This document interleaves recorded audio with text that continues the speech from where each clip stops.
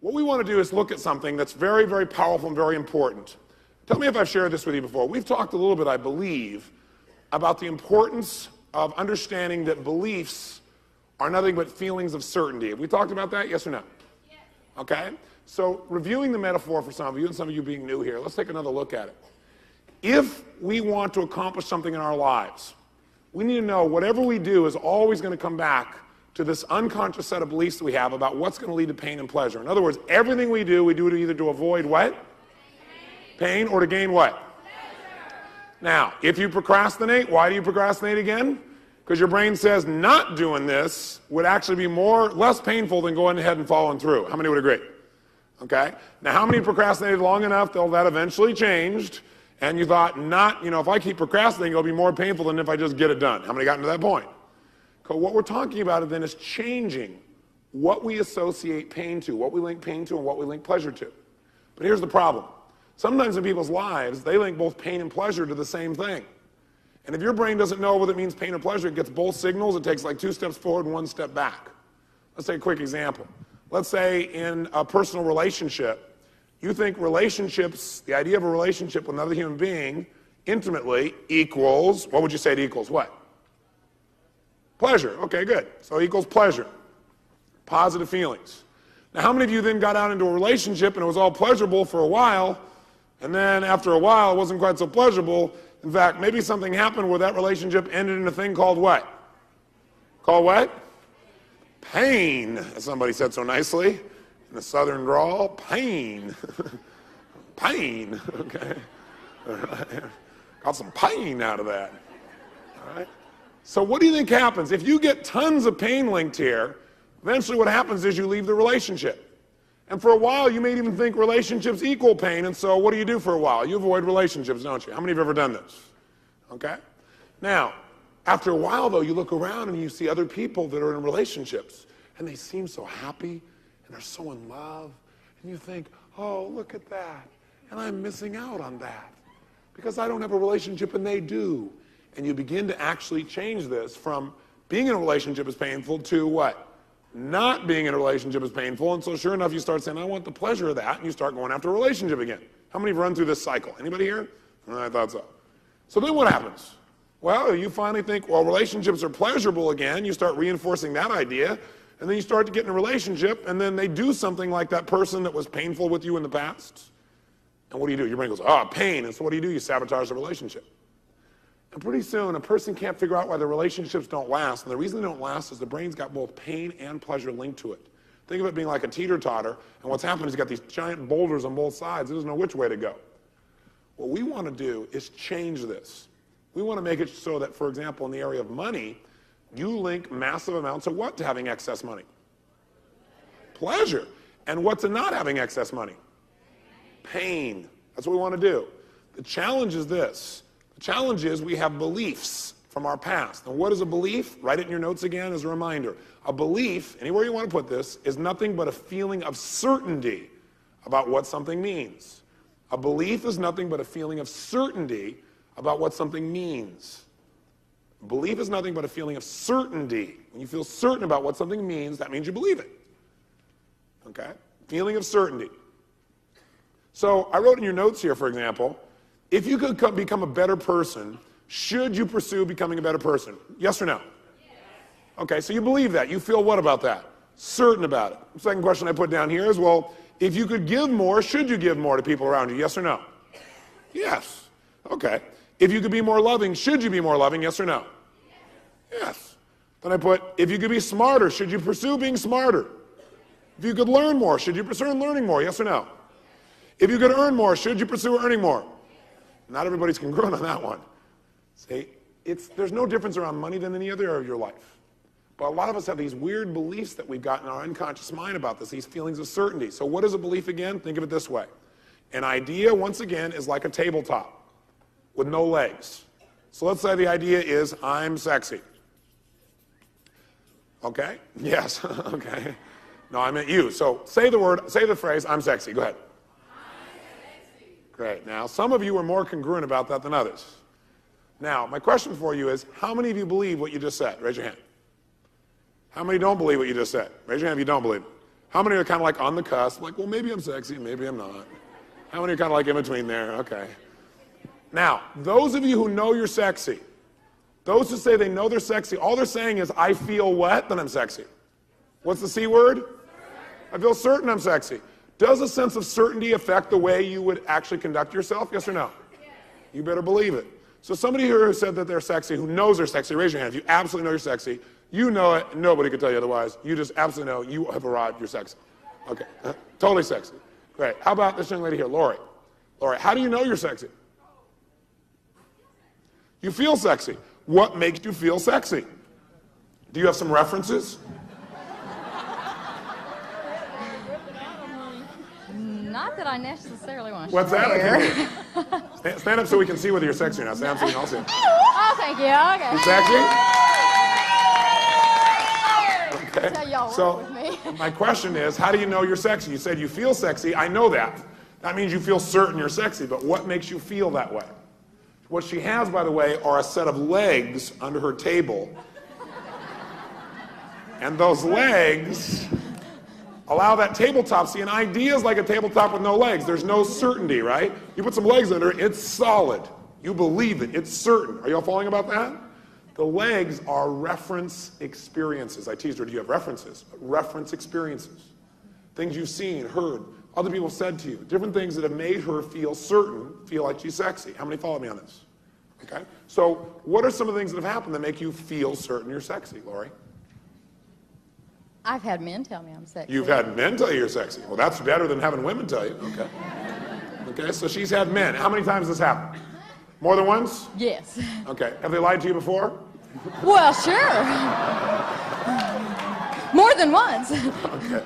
So men have told her. She's got lots of legs of men telling her. How else do you know you're sexy? What other references do you have to note you're sexy? Yeah, when I look in the mirror. You know, I like what I see when I look in the mirror. She likes what she sees, so she likes what she sees. That makes her feel sexy when she looks at herself in the mirror. How else do you know you're sexy?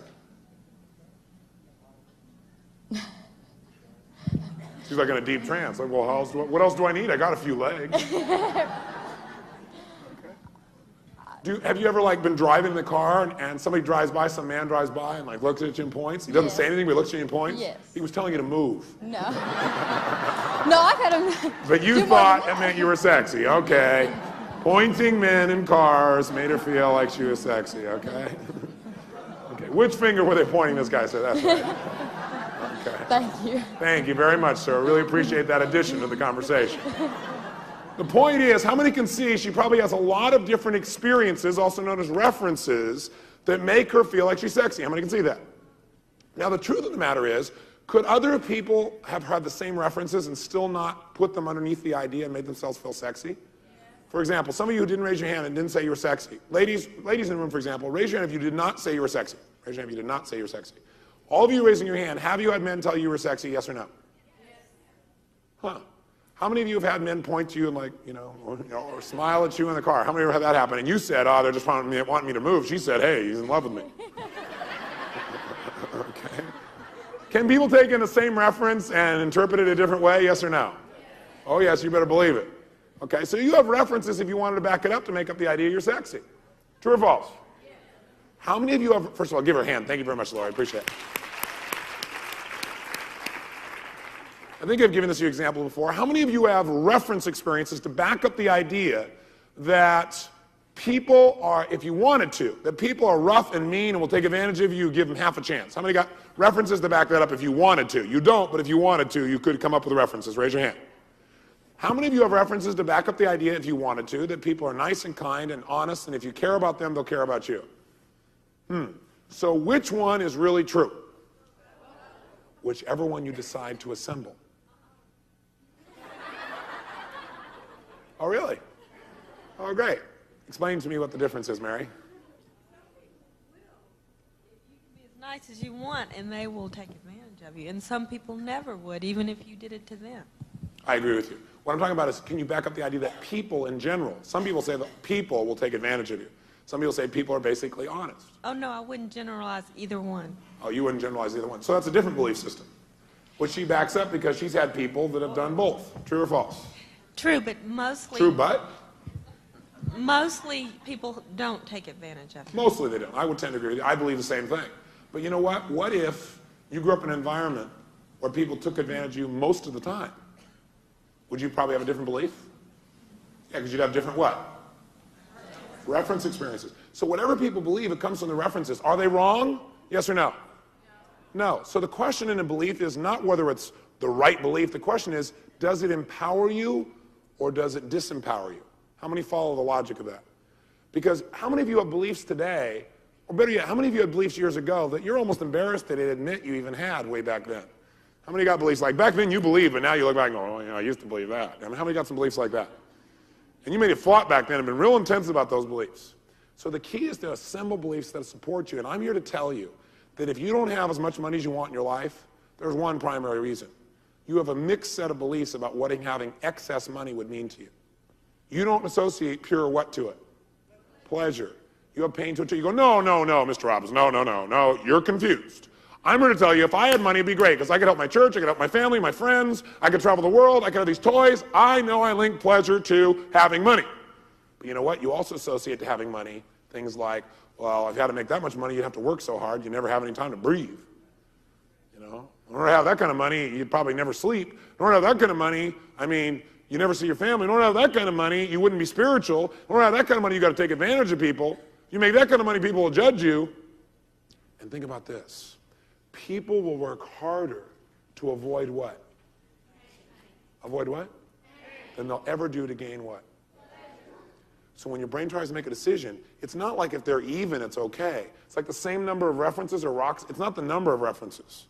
One or two references of pain like weigh twice as much and catapult the other ones right out. Are you following the metaphor?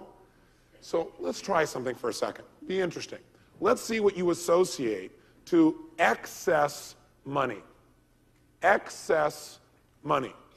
What do you associate to having excess money? So we'll draw a little circle here and we'll say excess. And you tell me, we'll do two sides of it. We'll do like a pain and a pleasure side here.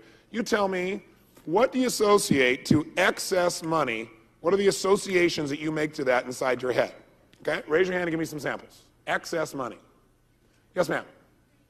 Greed. Being greedy. Somebody else, what do you associate to having excess money? Paying higher taxes. You can tell me positive things too, you know. Okay. Higher taxes. Okay, somebody over here said more toys. Luxury, feeling of luxury, more toys.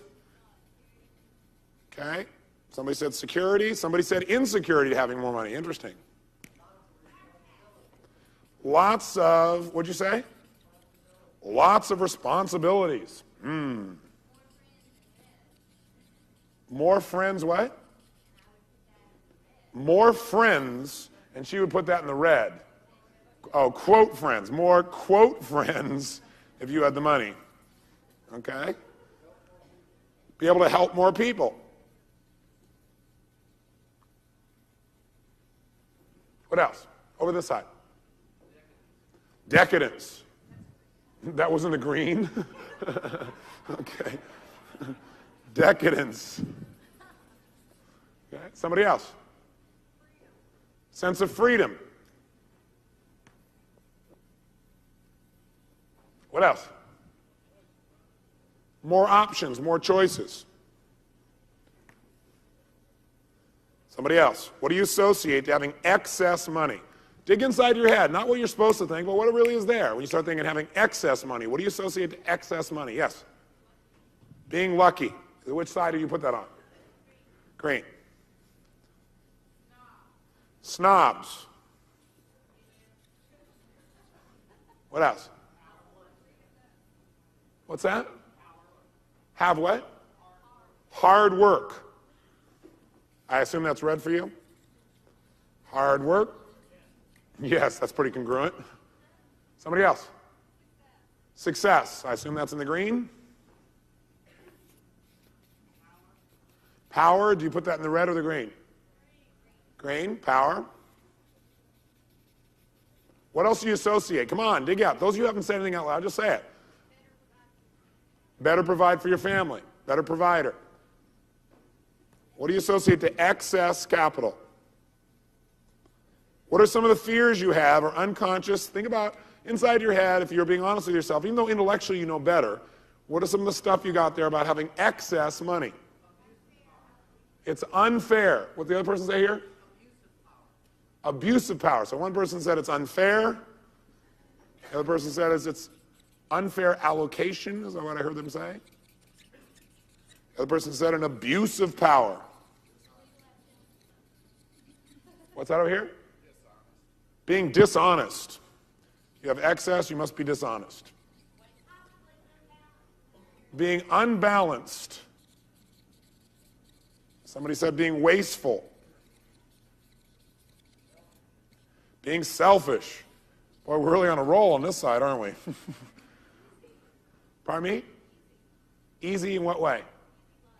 Well, having an easy life, is that good or bad? That's good. Some people think if it's easy, it's bad. Easy life.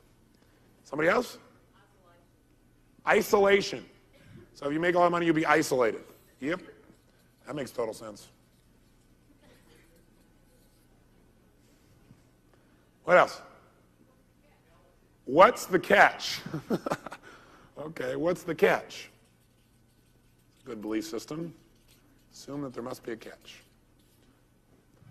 What else? Toys. Choice. We have choice. What else? What else? Pardon me? Being materialistic. I assume by the tone of voice that you put that in red. Materialistic. Now, let me ask you a question. If this is what your brain links to having excess capital, and it's trying to weigh this thing out, what do you think your brain's going to do? You think it's going to go for it full on, yes or no? No way. And you know what? Rather than us just doing this group, you do it right now on the page in front of you. Down here on page, where do we put it? I think I put it down here on page 5.5. Discover what you associate to excess. Draw a little circle and do the same thing we did up here, only out of your head. You got 2 minutes, write as fast as you can. Do what we did up here, put the negatives on one side, positive on the other, and go as fast as you can. What are all the things you associate to having excess capital? Excess. I see some people grin, and I see some people going, oh, what is this game? I can't believe this. Then we go, I like this game. Okay, shh. Raise your hand. Let's get the microphone runners here. Raise your hand and tell us, what did you learn by playing this game?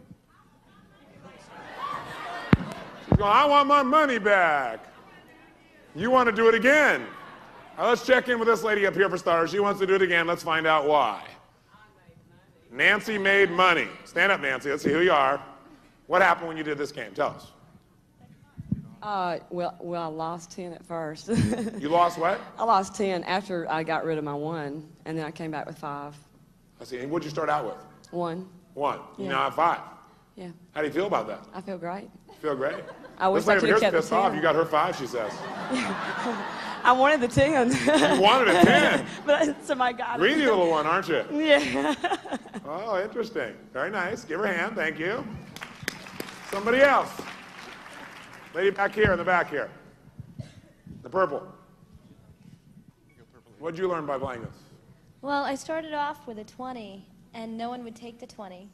And then I ended up with $3. People just started handing me their money, but wouldn't take anything for it. So anyone who has large bills, right over here. You're the person. What did you learn by doing this? People were afraid to take more and give less. They'd rather give than, well, except for her who lost. This guy says, I wasn't in that group. She's got marked bills, so someone's got stolen money over here. Why don't you say she has what? Marked bills. Someone got 15 from her. Somebody got $15 from her. She ended up with like 60 cents. She ended up with 60 cents. Let's give her the microphone. See what she thought of this game. I didn't think it was fun. Pardon me? I didn't hear you. Stand up so we can hear. I didn't think it was fun. You didn't think it was fun? No. What did you learn? What did I learn? Not to play this game anymore. Oh, really? That's interesting to learn. Yeah. That's what a lot of people learn mistakenly, unfortunately. What did you learn from this game, Nancy?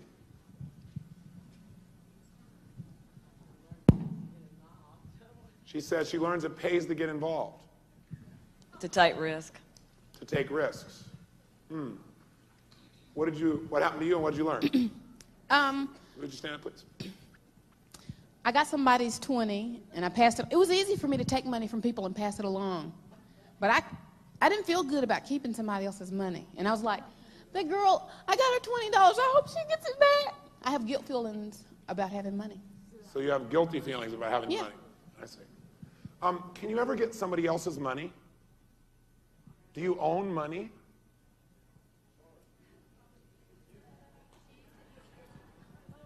Maybe if you own money, maybe that's part of the problem. Yes.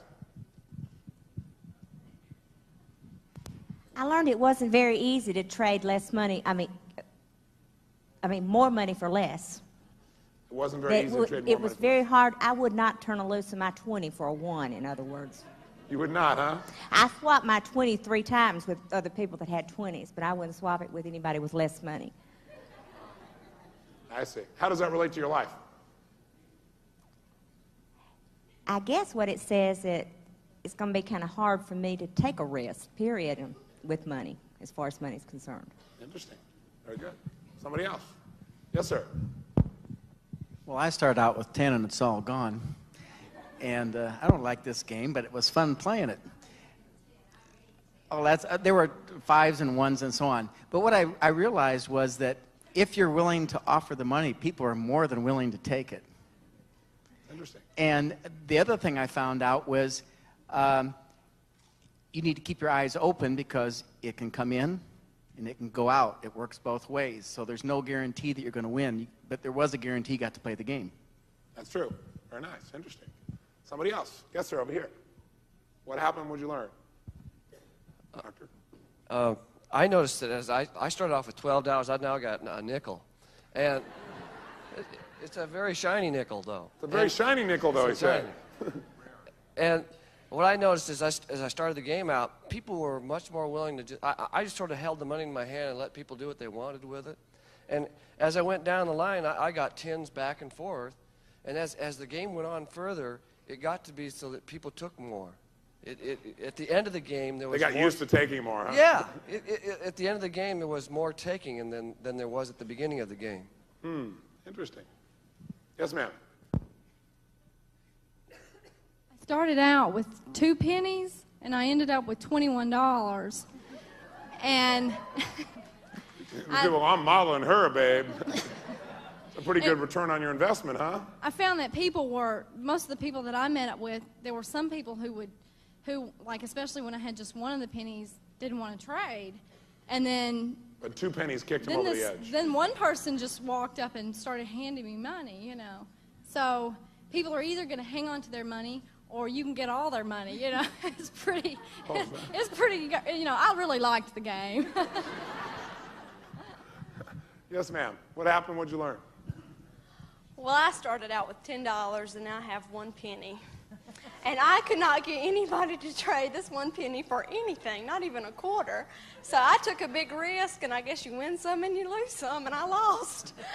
Did you? Yes. Are you sure? I don't know. Maybe you don't think I did, but I think I did. No, I'm just saying, lost are you $9. sure? Are you sure you lost? Yes. Yes. How many people played the game with the faith that you were going to get your money back? That after it's all over, he's going to go and say, return the money. Did we all not feel that to some degree? So you know, you were could, going to like find the people who had your money after 20 minutes. You were going to walk up and get your money back, which I just dropped. How many played the game where you thought you would get your money back? Oh, about half a dozen people. These are called the uneducated people in life. Okay. Yeah, you're going to hand your money to 50 people, and you're going to be able to figure out which one is your money. Okay, I understand. Okay. Somebody else, what'd you learn? Last couple. Yes. You were right behind a guy that had a $50 bill. It was amazing that people would go along and they'd grab it and they'd look at it and they'd give it back to him. It was amazing. They'd give him his. How much did he end up with? Where is that man? Who was the person who had the $50 bill? Right did you end up with more than that? Still has his 50. Yeah, it was amazing. People were... So what did you learn from that? Just watching their faces, that it was like, this is too much. I can't exchange my $1 bill for this. They wouldn't take it. What did you learn from it, sir? More people all to carry 50s. It's a real positive experience. That's interesting. What was the meaning of this game? Oh, one more. Yes, sir. Basically with just a pocket full of change, so it didn't matter. But the thing I found out about myself is, and I ran into several people that had no money during the course of this, and I found myself giving everything I had, and I was up to $5, $6, $7 away to people with no money. So I learned something about myself there. Yeah, that's interesting. Huh? Gave it all away. Interesting. What is the meaning of this game?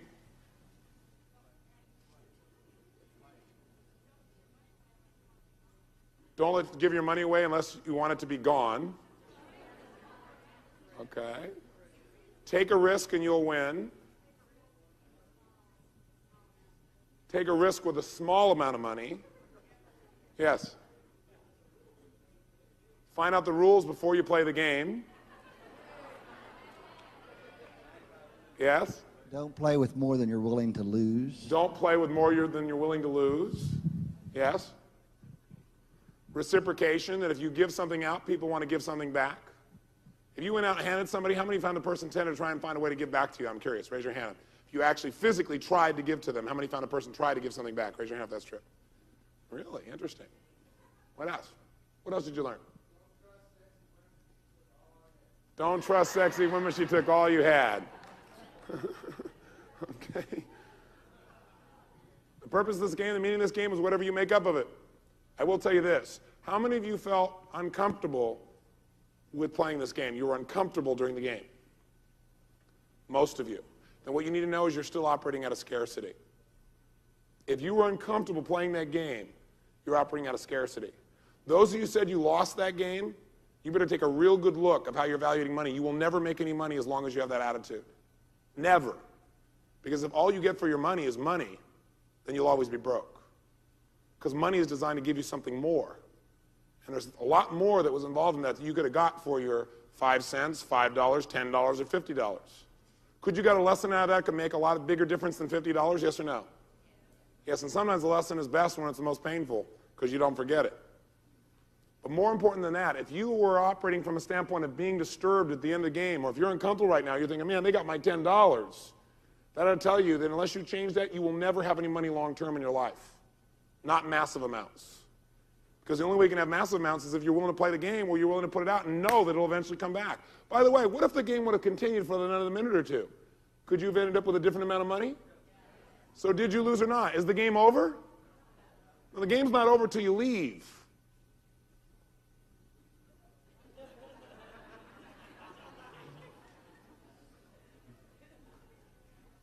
I mean, not just this room. Is that true or false? So what a lot of you do, you take a snapshot of where you are in the moment or in the year or in the month, and you go, oh my God, I'm losing. Maybe what you're really doing is you're learning or you're in the process of lag. Maybe the tide goes in, the tide comes out. You're operating out of fear. It's the metaphor I've offered you before, you know? Somebody gets in the car and they say, check the lights. I'm going to check these lights out. They push on the brake. You go, it's working. Push on it again, it's working. Say, okay, now I'm going to try the signals. Hit the signal switch and you go, it's working. Now it's not. It's working. Now it's not. It's working. Now it's not. Maybe it's always working. Maybe it's your own limited thinking and scarcity focus that makes you think it's not working. See, if you're not willing to play the game where you're willing to play and give it all and find some value out of it, don't play. And if you don't play, by the way, you'll really have pain because then you're going to be limited to what you have right now. And you won't even get that because you'll lose that too. Because you'll have to spend it and you'll never grow. The only way it expands is when you learn to play the game where you're willing to constantly give and trust it will come back. My life changed completely when I was about 19, 20 years old. Found myself totally broke, not knowing what I was going to do, trying to figure out how I was going to survive, trying to figure out how I was going to turn things around. And I did. I did for a while, and then I sabotaged myself because I didn't think I deserved it because I was like you, sir. It's like I love people, so I gave everything I had away because I wanted people to love me, and I figured, well, if I give them everything I have, they'll love me. How many found that you could give everything you had and you didn't necessarily love you? Okay? Also, if you give everything you have, then sometimes there's nothing left. But I had to give it away. It wasn't me giving away for the right reasons because I had to because I was uncomfortable in receiving. If you can't feel good about receiving, you'll never have any money you also have to be willing to give just as much as you're willing to receive. They got to be equal emotions. How many got the feeling of what I'm talking about here? It doesn't mean you get hooked on receiving. It doesn't mean you get hooked on giving. It means you become a person who's constantly in the flow. And where my life changed massively was years ago when I was in my little 400 square foot bachelor apartment, no money, not clear where I was going to go, after I'd sabotaged myself in the whole 9 yards, because see, I linked having money as negative. I grew up poor, and I figured, hey, you got to make money or you're going to have all these problems and pain in your family. So I made all this money by the time I was 19, and I went back to see my family and friends, and they treated me like heck. Because I was all excited. I didn't care about the money. I said, hey, let's go do some fun things. Tell you what, I went to my friends. I said, look, I've always wanted to go to Egypt. Let's go to Egypt. I'll take you. We'll race camels between the pyramids. And he looked at me like I was crazy. And he got all angry with me. Well, easy for you. Or people would ask me, how's it going? Oh, it's great. Easy for you. I'm like, easy for me? No, it's not easy for me. I'm busting my tail. But you know what? People sometimes are resentful. So when I began to link as having money equals pain, I'm going to get the picture. So I sabotaged it all, went broke. You know why I'm here today? Because finally I got enough what? Pain, not having money. I finally said, this is a joke. I am growing in every area except financial. And I am more than this. I'm not going to let the outside environment control what I'm going to be. I'm going to be abundant in every sense of the word. And I'm not going to operate from this frame of scarcity anymore. Emotionally, socially, spiritually, intellectually, or financially. And so I went out and I made this decision. I didn't know what I was going to do. Still had no plan. And I went to this place called El Torito in Marina del Rey. A place where you have all you could eat. You know, went there, I figured I'd stock up for the week. What I did was, you pay this fee, and, I had all these beans and stuff. I figured I'd load up. For the winter, go hibernate. So sure enough, I go to this place. It wasn't far from my house. I go on in. I sit down. I load up at the salad bar, beans, whole 9 yards, But after a period of time, this little boy walks in with his mom. He's dressed in this little outfit. He looks so cute. And I'm sitting there, and I'm thinking, this is amazing. And I watched him take out the chair for his mom, and set her back down. And he was just so incredible to her. I was really touched. So I finished my meal, and I paid the bill, and I don't know what I had, $22, $23. I paid my bill. I ended up with like $18, $19 left to my name, period. No more money. No future. No income coming in. No idea where I was going. But I was so inspired. I walked up to this little kid, and I said, hi, how you doing? He said, fine. I said, I'm Tony. He got up and he said, whatever his name was, Johnny or whatever it was. I said, well, Johnny, I just got to tell you, I couldn't help but notice how incredible you treat your lady here. I said, taking your lady out to lunch and treating her with class like that, I said, that's impressive. He said, well, she's really not my lady. She's my mom. So I said, okay. Well, I said, even more impressive. He said, well, I'm not really taking her out. He said, because, I'm only this age. It was like, I don't know, 10, 11 years old, He said, but I'm going to get a job in the future and I'll do it. I said, yeah, you are taking her out. I took all the money I had left and put it on the table. He looked up at me. He said, I can't take that. I said, yeah, you can. He said, how come? I said, because I'm bigger than you are. He looked at me and smiled. I shook his hand. I didn't even look at her. I wasn't doing it for that reason. I turned and I walked out. I didn't walk out. I flew out. I felt so absolutely incredible inside. You can't imagine. I mean, I felt wealthy in that moment because I had created a moment for somebody in their life. And you know what? You go, you're stupid, Robbins. Now you're going to eat. Those beans are going to last very long. Well, no one's going to be around you the amount of beans you were consuming at that time. The way you teach your brain there's more than enough is by doing something, an act of absolute faith. That's how you build wealth, through faith. That's it. You know what happened? The next day I got a check for almost $1,200 from a person I loaned money to years ago, $1,000 plus interest, that I never thought I'd see the money from again. Now, I don't know if that's connected, but I chose to use that as a what? Reference to back up the belief that says if you really put out and you give out and you trust absolutely, you will be rewarded. And it changed my life. I became a millionaire a year after that process. See, I'm here to tell you that if that game bothered you, you better take a darn good look at what you associate to money. You better know that in life, if you're going to get in the game, you're going to lose. True or false? In fact, how often does a baseball player fail when they get up to bat? 7 out of 10 times. The best players in the league are out 7 out of 10 times, and they're Hall of Famers. How'd you like to be in that business?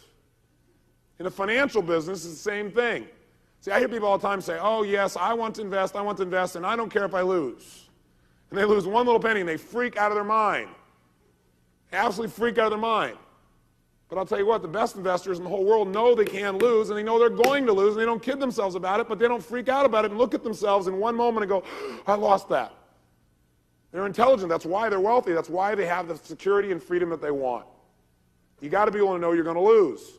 John Templeton understands he's going to lose. Peter Lynch, one of the top money managers ever, you probably heard about. Peter Lynch said, look, bottom line is I can only lose what I invested. If I have $1,000, I only lose 1,000, but I can make 3 or 4. What a deal. He said, not investing is the most expensive thing. And he said, look, if I can get 3 deals out of 10 successful, I'm happy because I'll make more than enough on those to make up for the other ones. He said, if I can get 5 out of 10, I'm juiced out of my mind. If I got 6, he said, I am home free. So you better take a look at how you look at money in your life. You've got to be willing to give first. And those of you who hung on to your money and you thought you won in the short term, I don't know if you did. Maybe you take a look at that. Also, look at most people, the bigger the numbers, the more scared people are to receive. The $50, that happens every time I play this game.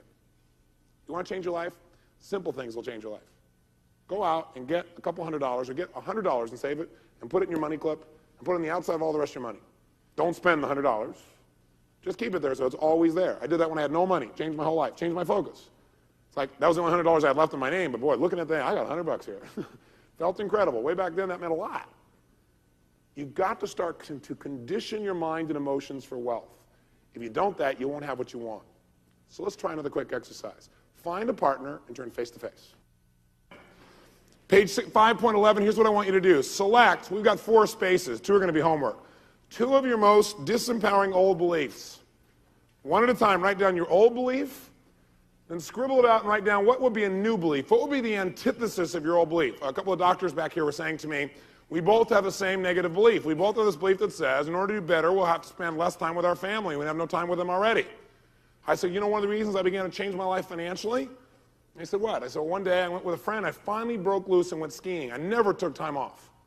And sure enough, I got on the ski lift, and we talked and chatted. My friend's quite successful financially, and we got close to the very top of the mountain. He turned to me and he said, do you realize that I'm worth more now as I arrive at the top of this lift than I was worth when we got on the slopes at the bottom?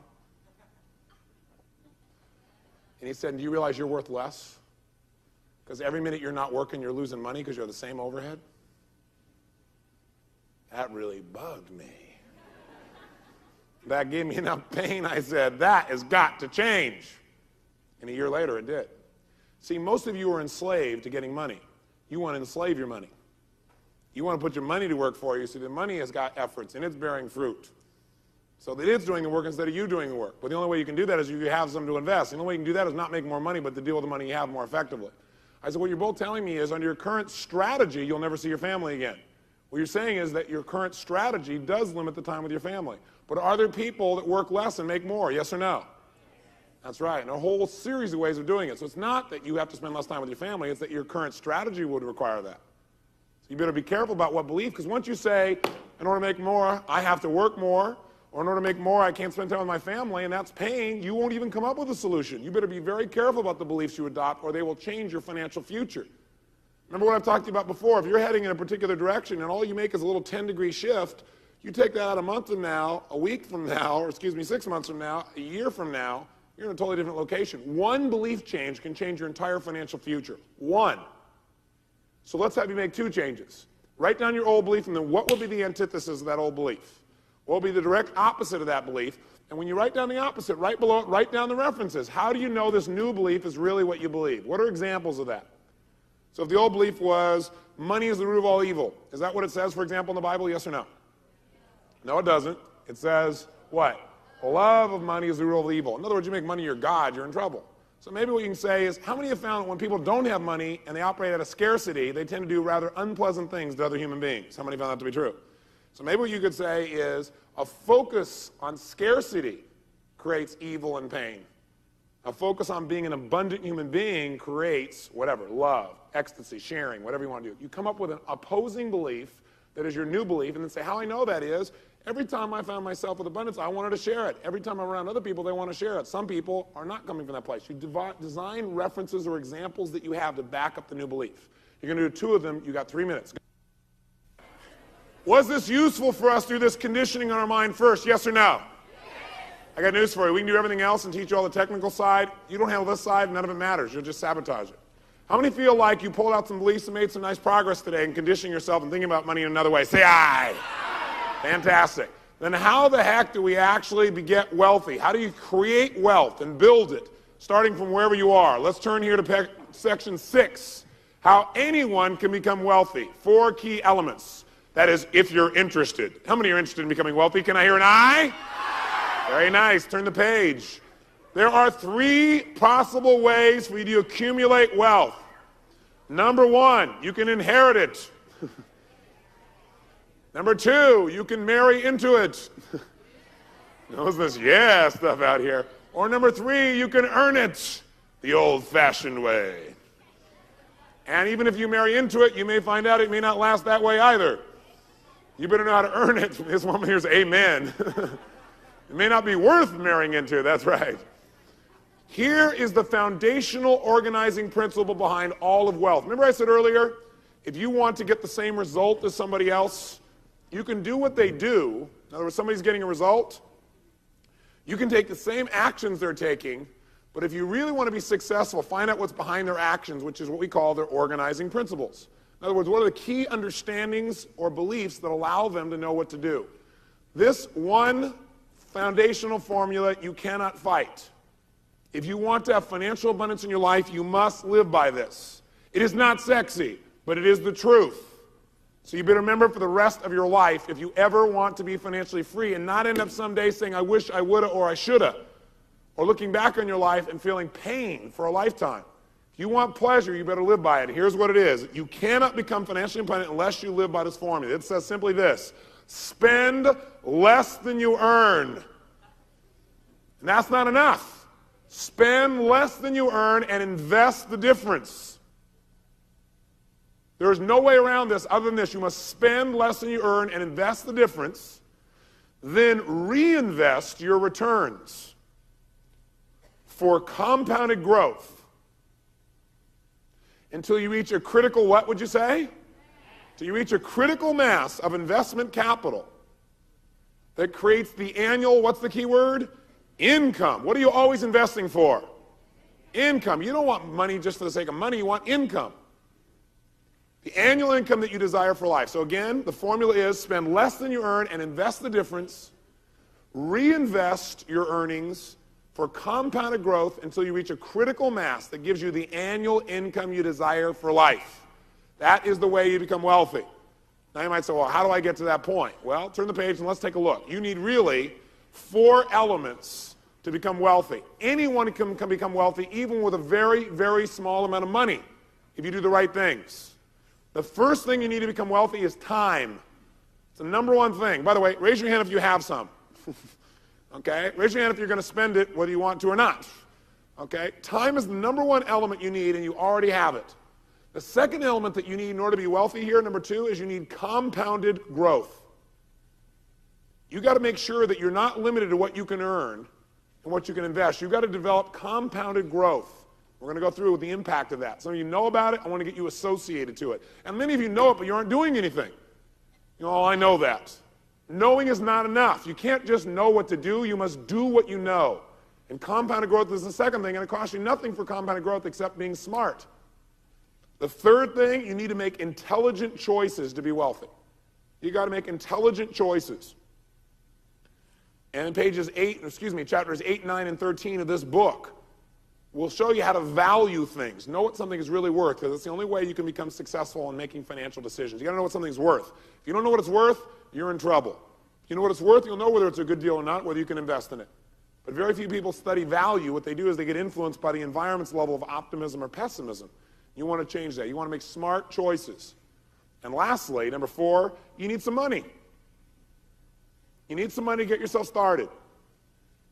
And where do you get that money? Spend less than you earn, or do something within the practice, for example, and see if we can't put together a program where you add so much more value to the people around you that you earn more as a result, and you invest that difference, which is part of what we're going to show you how to do tomorrow. Turn the page. You see a little drawing here? Oh, before you turn the page. No, close the page for a second. Close back. I don't want you to look at that. I want you to think for a second.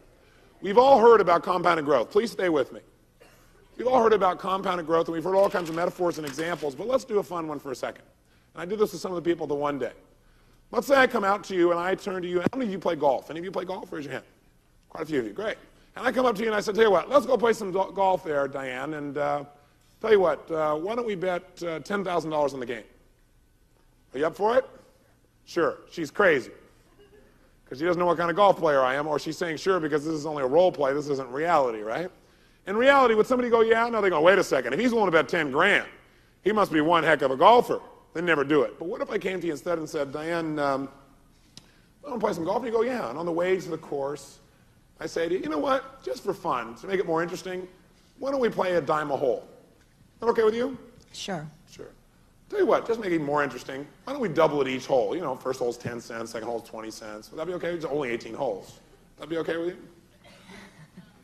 Now, you know about compounding, and she's going, oh, yeah. What would the average person say? Oh, sure. Let's take a look at what that would cost her, that one little decision. First hole is how much? Don't look at the page, just think. How much is the first hole? 10 cents. What's the second hole worth? 20 cents. What's the third hole worth? 40 cents. How many of you are worried at this point? It's pennies. What's the fourth hole worth? 80 cents. What's the fifth hole worth? $1.60. What's the sixth hole worth? $3.20. How many holes are there? So we're 1/3 the way through, and it's only $3.20. How many of you are worried? One person who knows this. Otherwise you wouldn't be. And by the way, when you're investing, it's the same way. You invest, in the beginning you go, you're half the way, a third the way through the time you're trying to accumulate, like 10 years, you're 3 years in, you're going, man, look at that, it means nothing, it's $3.20, what am I doing this all for? What is it on the seventh hole? $6.40. What's the eighth hole? $12.80. What's the ninth hole? $25.60. Now, how many of you are worried now we're halfway through, it's only 25 bucks? It's a lot more than you thought, right? Because you were thinking 10 cents a hole, couldn't be that much, but it's still within the range. What is it on the 10th hole? 51.20. What is it on the 11th hole? 102.40. What is it on the 12th hole? How many are getting just a little tad concerned now? Okay. But how many holes are left? Yeah, we're two-thirds of the way through, and it's only 200 bucks. So you go, now that's a lot more than I expected. But, there's only 6 more holes. So let's say you had a 10-year game plan, and you're at the 6th year, and it's only worth 204 bucks. You're going, oh, big deal. That'd be a big mistake. What is the 13th hole worth? 408, 409, 60. What's the 14th hole? 819, 20. How many are getting more concerned by the hole? How much is the 15th hole? 1,000 what? $38.40. $1,638.40. What is the 16th hole worth? 3,276.80. What's the 17th hole? 6,553.60. What is the 18th hole worth?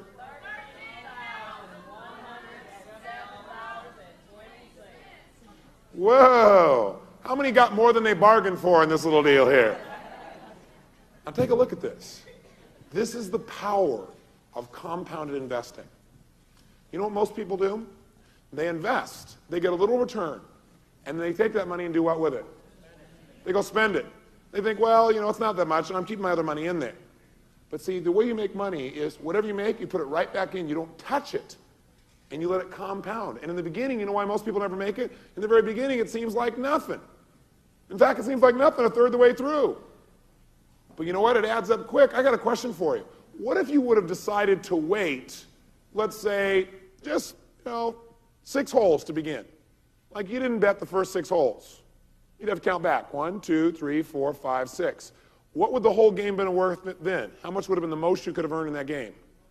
$204 instead of $13,000 if you just would have waited with 6 holes. What if you decided, well, you're only going to wait, let's say you waited 1 hole.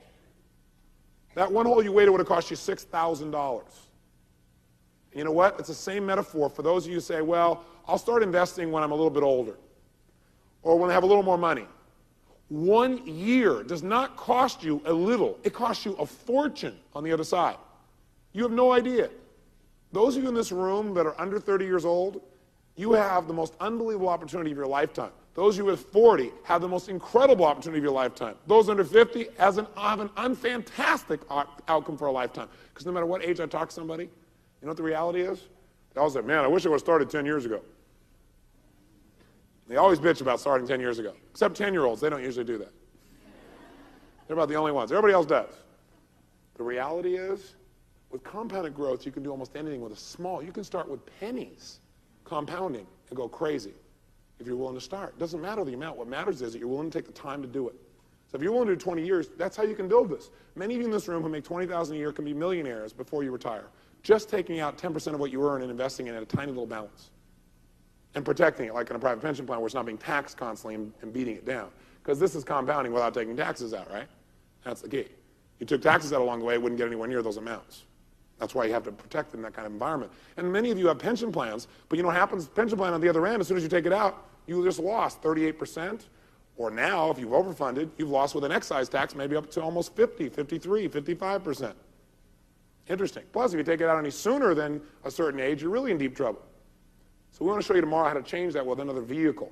The point is, this is the power of compounding. And if you want to see what it looks like, turn the page now. And on the left-hand side, it shows the holes, but on the right-hand side, I wanted to make you a graph so you could see something here. Look at how things grow. It starts out the first hole, you can barely see it on the chart. Seems like there's nothing there. But sure enough, each step of the way, it begins to expand. And the path of growth becomes absolutely astronomical. I had it made on a poster up here, too, so you could get some kind of perspective. Bottom line is, if this is a graph going up, the first hole at 10 cents, you're at the bottom. 20, you barely see it, you barely see it. When does it start to really shoot? About what hole? Yeah, about the 14th, 15th hole, then the 16th hole it starts to grow. Once you're at the 16th hole, each hole explodes through the roof. And again, this is what happens in investing. In the beginning, you invest, and most people go, look at this. My plan's not working. I'm never going to make it. Look at this, look at this, look at this, nothing, nothing, nothing. And they quit before it explodes through the roof. That is the biggest mistake people make, and that's why most people say the only way to get wealthy is go win the lottery. Let's say you won a lottery. Hey, you got a lottery that said you won $10 million. Over 20 years, how much do you make? $500,000 a year. After taxes, you got about $300,000 a year. Okay, all of a sudden, it doesn't seem like that much money. You know why? Because now instead of a Timex, you got to have a Rolex. Because your tastes have changed. Now you can't live in that little house anymore. Now you got to have $1 million home. Now you can't drive your Toyota. Now you got to have your BMW, your Mercedes, your Porsche, your Ferrari. And you know what? Pretty soon you're right back to having financial what? Pressure. And at the end of those 20 years, what do you think happens? Do people who win lotteries usually become really secure, independent financially, yes or no? If you've read any articles, it's unbelievable. Their lives become a shambles because they don't know anything about how to make decisions. They haven't built it. And usually everybody comes in and cashes in off of them. Before they know it, they don't have anything left. See, what you got to do is build it. If you're trying to get rich overnight, I guarantee you'll never have any money, not long term. The only way you can do it is by building it a step at a time and understanding the fundamentals of what really builds wealth, and compounding is what does it. And what you got to understand is in the beginning, it's not exciting. It is very exciting in the end. So what you have to learn to do is be able to think long term instead of short term and not fall into Billy Joel's syndrome, which is in the short term, it looked pretty bad for him, right? His life kind of looked like that chart, didn't it? It's like here he was working, nothing. My life looked the same way, nothing. All of a sudden, boom, explosion. Because of consistent focus, reinvesting himself emotionally, investing in his music. I think what you see on this graph is not only true financially, but it's true in a relationship, it's true in anything. If you keep on giving, investing and pushing and making it better, sooner or later you explode through to another level. But most people quit 5 feet before they hit the goal. 5 feet before they're going to have the big rewards. You don't want to fall into short-term thinking unless you want to fall into the trap everybody else is. Okay? Turn the page, we'll have some other fun examples for you. Let's read this one together. A grain of rice. The young daughter of a Chinese emperor was ill. He promised riches beyond compare to whoever could cure her. A young peasant named Pong Lo entered the palace. With his wit and bravery, he won the princess's heart, and she recovered. As his reward, Pong Lo asked for her hand in marriage. The emperor refused and asked Pong Lo to think of anything else he would like. After several moments of thought, Pong Lo said, quote, I would like a grain of rice. A grain of rice? That's nonsense. Ask me for fine silks, the grandest room in the palace, a stable full of stallions. They shall be yours. A grain of rice will do, said Pong Lo. But if His Majesty insists, he may double the amount every day for 100 days. So that very day, a grain of rice was delivered to Pong Lo. On the second day, 2 grains of rice were delivered. On the third day, Pong Lo received 4 grains. And on the fourth day, 8 grains. On the fifth day, 16. On the sixth day, 32. On the seventh day, 64. On the eighth day, 128. By the 12th day, the grains of rice numbered 2,048. By the 20th day, they had delivered 524,288 grains. And by the 30th day, 536,870,912 grains of rice were carried by 40 servants to Pong Lo. In desperation, the emperor consulted his mathematicians who worked as abacus and declared there isn't enough rice in the world to last until the 100th day. The emperor did the only honorable thing he could do. He gave Pong Lo the hand of his daughter in marriage. Out of consideration for the emperor's feelings, no rice was served at the wedding banquet. Thought you might like that. Turn the page. A couple more references for you on the left-hand side. Manhattan was bought in 1626 for $24 worth of beads. If that money had been invested back then in the equivalent of treasury bill equivalents, you could buy the entire island back today at current prices. Kind of interesting. How many folds would it take to fold a cloth napkin, a 132nd of an inch thick, to reach the moon? Think about it. Just folding a napkin over on itself, over on itself, over on itself. You don't have a big napkin, but if you kept folding it, how many would it take? And the answer is it reaches the moon on the 39th fold, but on the 50th fold, it's gone to the moon and back 1,179 times. And I put it down here in inches, feet, and miles for you, because otherwise you'd never believe it. Just think of that. Taking a little napkin, folding it over on itself, and then folding it back again, doubling on itself, doubling on itself, doubling on itself. On the 50th fold, it would go 1,179 times to the moon and back. That's the power of compounding. Turn the page. Here are some examples. And by the way, some of you go, oh my gosh, numbers and charts. Get yourself excited about numbers and charts, because this is where you can start having some fun. Here's how $1,000 grows at various levels. So you can see, what is $1,000 worth for you after, let's say, 20 years? If all you did was once put $1,000 in, you never put any more money in, and you waited. You look at 20 years, at 20%, it's $38,000. And you can look at it at 8% or 10% and see what it's worth. This is designed so you can begin to play a little bit in your mind. If you look at the next page over, if you put $12 away each year, and it's taxed even, look at the difference between $1,200 a year at 5% over, say, 35 years. What's that worth? Say it out loud so I know you're in the same place. $90,000. What is it worth at 20%? How much is it worth at 20%? That's right, $1,061,000. So you can see the return you get on your investment can play a huge role, especially the longer the period of time, on what your final return is. Turn the page. Look at the difference if you can invest and have it be in a tax-deferred environment. Look at that same 5% over 35 years. It's $108,000. That same 20% of the $1,200 over that 35 years. Look at the difference. Little difference there, huh? Being able to be in a tax-deferred environment changes your game plan overnight. You say, well, Tony, how could I get independent? Well, let's look at some simple areas. Next page over says annualized compounded growth table. And say if you were able to do something in a 20% range, that's a stretch for some people. It depends on the kind of investments, no doubt. But if all you did was put $100 away, that's all you did was put $100 away, and you did that for 20 years, how much would it be worth at the end of 20 years? $100 a month. $250,000. What if you really pushed yourself? You put $200 away. What's that worth if it grew at that rate at the end of 20 years? How much is it worth? How much is it? $500,000. What if you say, I'm really going to push myself? $400 a month at that rate will give you $1 million at that point. So if instead of buying certain things, like some beat-up old car like was talked about earlier, and that's all you did, and I'm not saying this is what you should do, but that's all you did, think about the impact of that, what that could be for you. But see, it's causing yourself to focus and make sure that you're doing things today that are creating the future you want, so someday you can have what you want for the rest of your life. Down here we've got other examples. If you made yearly deposits, what it's worth. If you just once a year dropped in a certain amount, and you can take a look. If you put in $10,000 a year, and you did that over 20 years, you did it over 15 years, it's worth almost $1 million. And then lump sum deposits as well. One-time deposits. And if you turn the page on the back, if you sold an investment and you got a return of, say, $300,000 and you put it into a lump sum investment and you got, say, an 18% return, see what that's worth on the 20th year. $300,000 is worth how much?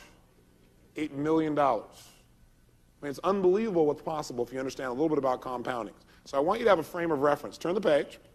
And at 6.17, fill in this page so you remember something, because we'll come back to this. 6.17 says this. white page there. It says the bottom line is, in order to achieve even your minimum financial goals, you must create an absolute dollar amount. You must create an absolute dollar amount of how much you will invest every month or year, no matter what. The only way you can ever have what you want long term is you have to have an absolute dollar amount that you've determined. You say, this amount of money I will invest every month of the year, no matter what. Why? Because if it's an absolute must, you will find a way, won't you? Again, how many pay your mortgage? Can I see some hands? Why? Because it's a what? Must. And by the way, if you aren't paying certain things, it's because you don't see them as a must. You've got to make your investments a must in order to be free.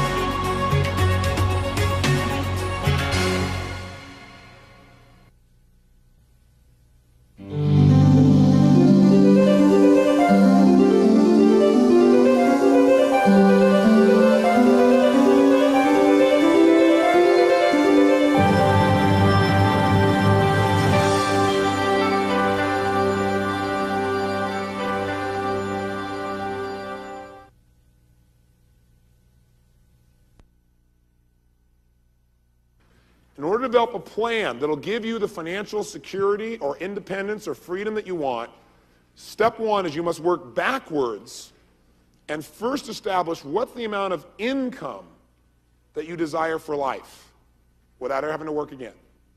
And we've already done that, haven't we? We sat down and said, how much income do you need? And we even established it at different levels. What's the income you need to be secure? What's the income for life you need to be vital? What's the income you need to be independent? How many are pretty clear on those numbers now on that green sheet you filled out? Good. Having done that, step two is, in order to have this income for life without having to work, your total accumulated investment capital, which we call critical what? Critical mass, must be large enough that invest in a secure environment at what return again? 8% return. You receive an income, the income you desire for life. The income you desire for life. So on the next page, here is the formula of how you become wealthy using the elements we talked about. You have a certain amount of invested capital, amount of money you put in. You multiply that by the number of years you're going to invest. Now, the more years you invest it by, the more you can earn. True or false? That's right. So the amount of time you're willing to wait to build your capital, the more of a return you're going to get. You multiply that by the compounded growth rate. If you're getting 5%, is that going to be different than if you're getting 8% or 12 or 20? Yes or no? Huge difference. That will equal the critical mass that at 8% will equal your annual income. So how are we going to establish that for you? Turn the page. You need to know how much critical mass do you need to accumulate. In other words, if, for example, for you, let's take an example of somebody here. How about Melinda, since we used you earlier. How much money do you need to be financially secure? What's the annual income you need for financial security? It's on the green sheet you have back there if you don't remember off the top of your head. How much is it for financial security for you? How much? She's embarrassed to tell us. Go ahead. $11,352. $11,300. Great. Now let's take one other person as an example. Who's got a high number, pretty high number on financial security? Yes, what's yours? 21,000? Okay. Trust me, that's not a high number, but I know it feels high for you. That's good. So who's got a high number on financial security? I heard some people in the 60, 80, 90s. Yes? Yeah, annually, under security. Security. 60,000. Somebody got one higher than 60,000? Yes, sir. 84,000. Now, as we look at each one of these, in order for, let's say, Melinda, for example, to have $11,300 worth of income for the rest of her life without having to work again, she has to have accumulated a certain amount of, what is it again? Critical mass. In other words, money she's accumulated, that 8% will give her $11,300. So rather than have you do a bunch of math, I created a nice chart for you. So take a look down here, Melinda, and if you look at where it says annual income at 8%, how much money of critical mass would you have to accumulate? So you first look up the annual income she needs. Here's one here that says 10,000. If you go across, what's the critical mass she needs to accumulate? How much? $125,000. She needed to accumulate that in order to have that income. I may say, how could she ever accumulate $125,000?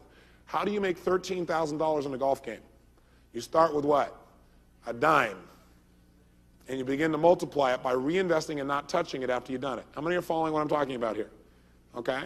The person here said they needed $21,000. How much critical mass does that person need? You tell me. Nice and loud. That's right. They need $250,000, $250,000. How will they build it? Same way that you've been in a golf game, we have $13,000. You start with what you've got and you begin to build. How about this person needs $60,000? What's the critical mass for them? $750,000. Good. Person who said they need $84,000 a year. Approximately how much do they need to set aside? You need to build $1 million to have that income. How many follow the process? Here's what I want you to do. First of all, you have a set of goals back on page 3.23 on that green sheet. What I want you to do is, on this sheet, write down on the marker where you are. Where is security for you? And write the critical mass number. On the green sheet, you can write the critical mass number. Like under financial security, look it up and write down how much critical mass do you need to be secure. How much critical mass? Just write CM and the number next to it. How much do you need to be vital? How much critical mass do you need to be independent? Go ahead and fill it in. You might mark it on this sheet as well, on page 7.4, but I put it on your green sheet for sure. Put a circle around it, write CM, the amount, and you'll know what the critical mass is that you need.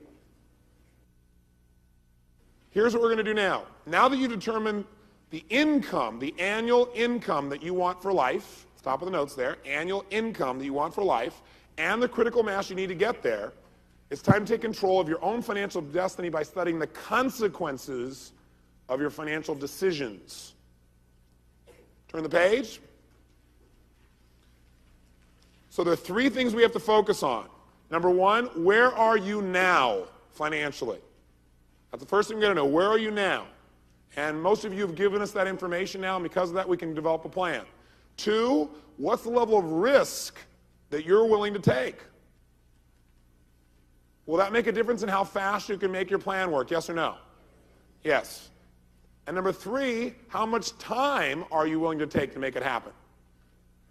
The more time you're willing to take, the less what you'll have to take. That's right. The more time you're willing to do it, the less risk you'll have to take to make it happen. Okay? The amount of time you have to accumulate the critical mass. So the formula again to the right-hand side of the page is simply this. Amount of investment capital times a certain number of years times a certain rate of growth equals a critical mass that at 8% throws you off a lifelong income. So you must decide on the amount of money you will invest every year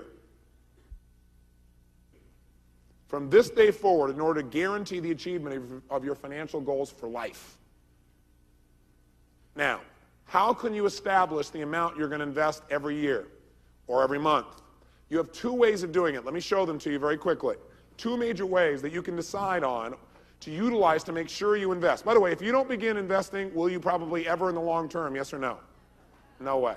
So you got to find a rule that you're going to live by that's going to be a must. So one rule is called a net margin, using what we call a net margin. Okay? That's what goes in your notes here, net margin. What is a net margin? As you see in your notes, it's when you take your annual income, you take out your expenses. So let's say you make $100,000 a year. You take out whatever all your expenses are. For a lot of people outside, it might be $80,000. You got $20,000 left. Problem is they haven't paid their taxes. A lot of people find out, oh, I've already spent my money and I didn't pay my taxes. That's kind of an unpleasant experience, isn't it? So what you really have to do is take out your annual income, your actual expenses, and your taxes. So your expenses, your taxes, whatever that amount may be, whatever you've got left there is what you invest. What do you think is the problem with using this net margin approach for most people? How many agree that for most people there's nothing left? So people say, what's your net margin? They go, minus 20%. You know, most people spend more than they earn. So the net margin approach is an approach that if you really are just, you know, you got cash that's just lying all around, floating in, I guess it's really nice. Let me tell you a better approach from my perspective. You have to sit down and say, I am going to make it happen. This is what I'm going to do, and take a stand on a percentage you're going to invest no matter what. And cut yourself off from any other possibility but that. And the minimum amount is 10%. And what we call that is a financial destiny investment, or an FDI. FDI is a financial destiny investment. What you're doing is you're saying, I'm going to take blank percentage of my income no matter what, and I'm going to invest it. By the way, how many of you found that, how many of you ever stretched yourself like to buy a car or a house and it was kind of like a little bit beyond what you could do, but once you put yourself in the line, you found a way? How many found that to be true? Raise your hand. You know what the problem is? Most people don't do that with investments. Or all of a sudden they'd be free and they wouldn't have to have that pain anymore in their life. I did that years ago, and that's what took my life completely and turned it around economically. So you've got to be able to do that. And so what we call that under FDI, a minimum is a 10% of your annual income. Minimum. Now you say, but I'm already spending 110, doesn't matter. You would pay who first? Yourself, in the form of your investments. Okay? Turn the page. Remember, it's your decisions, not your conditions, that determine your financial destiny. So let's look at an example of a sample plan together. Then I'm going to give you a couple of other plans, and we'll do your plan.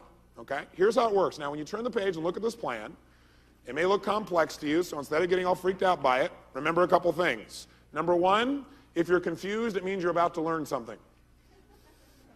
Okay? Repeat after me. If I'm confused, it means I'm about to learn something. Go. If I'm confused, it means I'm about to learn something.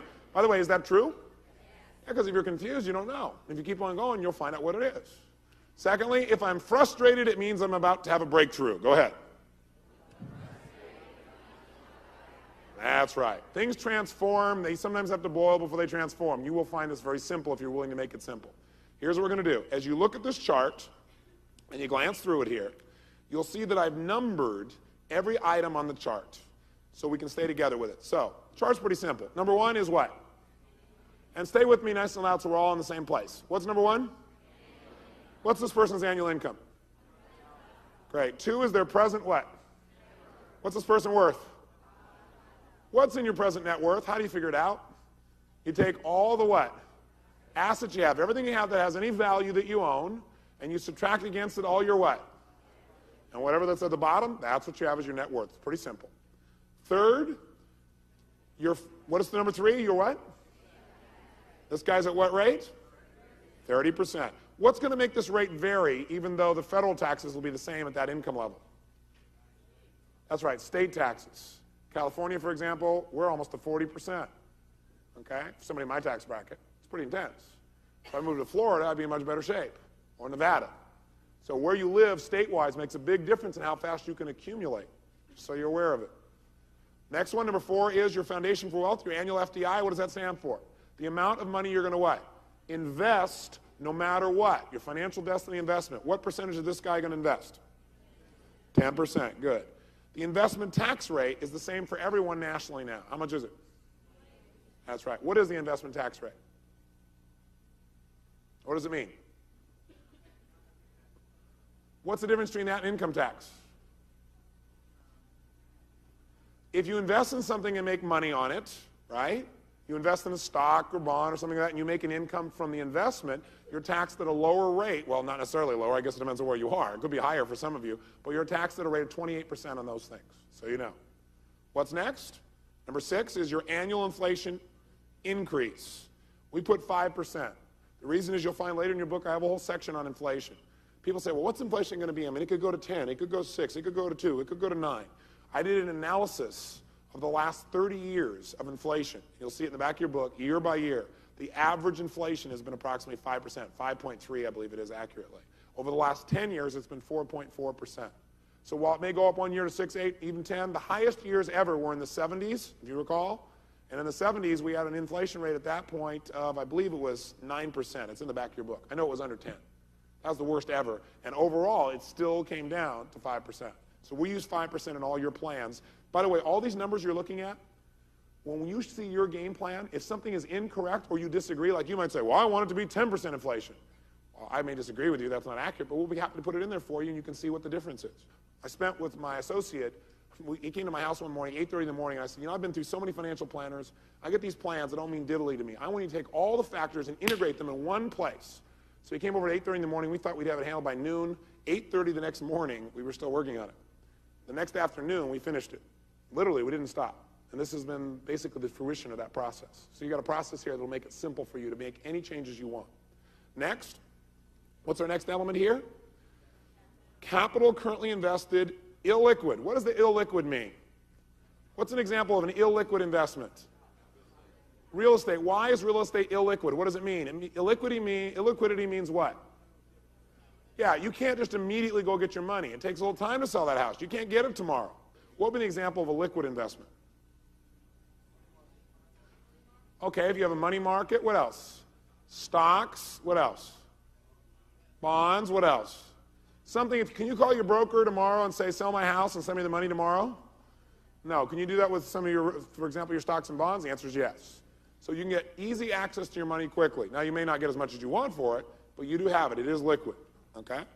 Next, capital currently available, number 9, uninvested. What does that mean? It means this guy's got $50,000 that he hasn't decided what to do with. It may be sitting around in a checking account or savings accounts, or maybe he's sitting in the business not being utilized for investment purposes, okay? Go up to number 10, up on the right side there, towards the top. Blended return on investments.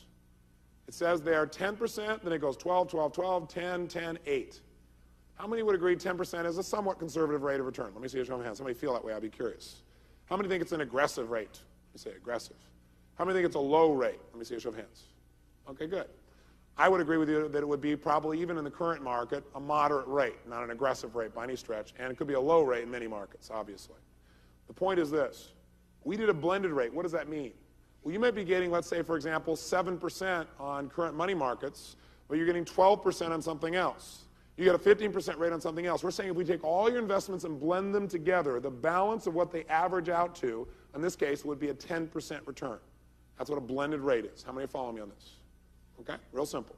So those are the ones we took, and by the way, you can change these. You can make them 8, 7, 6, 5. You can make them 15, 20, whatever you think is real for you. We tried to do something we thought was real and achievable, certainly at the level we're talking about. Number 11, annual income increase. How much will your income increase annually and grow? This person, we start out at what percent? 20%, and then they go to 5%, which, by the way, is equal with inflation. You'd never want to put yourself in a position in designing your plan where you thought your income was not going to grow at least at what inflation is. Otherwise, your plan will be messed up. This person right now is just starting to build something. They got a business going, and these first few years, they're going to get this business geared up, and so they can certainly increase their income 20%. Next, this allows us later, if you have some changes in your investments, like you sell something, you want to take it out, we can change your plan for you and plug it right into the computer for you. And then also, if you want to change the amount you're going to invest year by year, we can do that. So if you say, I can do 10% this year, this guy has 10% all the way down, but next year I'll have a little more, I'm going to do 20%, we can plug that in for you. Lastly, changes to illiquid capital. So again, if you sell some real estate, we can take that out and adjust your plan accordingly for you, including taxes. If you go to number 14, down to the bottom, left-hand side, that shows you all the years, year by year. 15 is your annual what? Annual income. Let me ask you a question. Why is this guy's income $120,000 in 1992? It went up how much? No, it went up how much? 20% in that first year. If you look back up at number 11 at the top, what does it say? 20% went up 20%. Number 16, the Foundation for Wealth, says the guy put away $10,000 in 1991. Why would he do that? Because what percentage FDI has he said he's going to do? That's right. So he's investing $10,000. His after-tax and investments spendable income, what does that mean? It means out of his $100,000, he's got to pay taxes, and he's going to invest $10,000. How much is left after paying his taxes and making his investments? How much does he have to spend? Good. Number 18, what's his spendable income in 1990 dollars? Well, it's the same. But if you look in 1992, it's not the same, is it? What does 17 say in 1992? How much? What is that in 1992 in terms of spendable 1990 dollars? 68. What's the difference? That's right. His dollars don't buy him quite as much because of inflation. Okay, so we've adjusted even for inflation so you know what the dollar will buy. Then these next three, if you listen to nothing else I said, these next three are the ones you'll look at on your chart on a daily basis. 19, or on a regular basis. Your money machine. What is this? This is the amount of money you have at the end of the year that you've invested and brought in together as your critical mass. We call your critical mass sometimes your money machine, because right now, most of you are the money machines. Isn't that true? You're out there working like a money machine. You're out there working your tail off so you can make money. What you want to do is work your money machine and fill a new bucket, a money machine bucket for yourself to call your critical mass. You want to keep feeding that till it becomes the money machine. You relax and it keeps working for you, and now you don't have to work at all. So often we call that critical mass or money machine. So this shows you the total amount of critical mass this person has accumulated. How much have they accumulated by the end of 1991? What's number 19 say in 1991? How much has this person accumulated? That's right. How much in number 20? Here's the key one. Circle number 20, because if you looked at nothing else in the whole chart, column 20 is the one you'll probably go to again and again and again. This says, how much pre-tax annual income can you get from that critical mass based at what percentage would you guess? 8%. We programmed it in at 8%. So the bottom line is, how much income does that guy already have? If he decided to stop right now, liquidate his assets, how much could this person earn right now, tomorrow, for the rest of their life without working? That's right. How much is that worth in number 21? How much is that worth per month? You got it. What is this person's net worth? Their available pre-tax annual income from critical mass in $1990 is also here. It shows you it changes slightly as the years go by. We'll show you what inflation does to your dollars if you want to know. What's a person's net worth in number 23? What will their net worth be for this person if all they do is save 10% at the current rates we talked about here, and they only get 10 and 12% returns? What will they be worth when this person turns, well, you don't know their age, but this person turns 65 in 2021? How much will this person be worth? What would their net worth be? It's at the bottom there with a box around it. $9 million. Is that fairly exciting? Take a look at their net worth, $1990, and then the year. Now, look at the page right below it. This is a summary page, and there's a box up on the left-hand side. 2005, this person's annual income, their net worth would be how much based on this plan? $2.5 million. Their annual income would be $127,000. If they wait 5 years to start this plan, what will their net worth be? $1.9 million. And what's the difference in income? $73,000. You might go, well, I'd like the 73. I don't care. Look at the difference, though, between those two numbers. That's the cost of waiting. Same thing happens even worse as the years go by. Now, if you look below this, it has a legend. And the legend has 1 through 26. So if you ever forget what any of these terms mean, I put these on here so you can look them up. So you look up here and you go, well, gosh, here, what did he mean by FDI? That was number 4. You come up here and you go, annual FDI, the percentage of your income that you've decided to invest each year in the creation of your own desired financial destiny. Okay? Last part. You're going to fill out the bottom part here when you get to your plan. This is where you'll write down, I achieve my financial security when my investments create an annual income of blank or blank per month. I'll achieve this in this year, and you'll tell them the year. And you'll know the year, why. Let's go back up to the guy's chart up above. If this man makes $100,000 a year, when would this man be financially independent? Which means his income from his investments is the same as his income from working, and he can stop working and have the exact same lifestyle. When would he make $100,000 a year? Look at column number 20, the one you circled. When does this man make $100,000 a year? And what year? 2004. How many years is that from now? This man could retire at $100,000 a year in 13 years if all he does is save 10% of his income and get a 10 to 12% return through that time. And I guarantee this man would never dream that in a million years.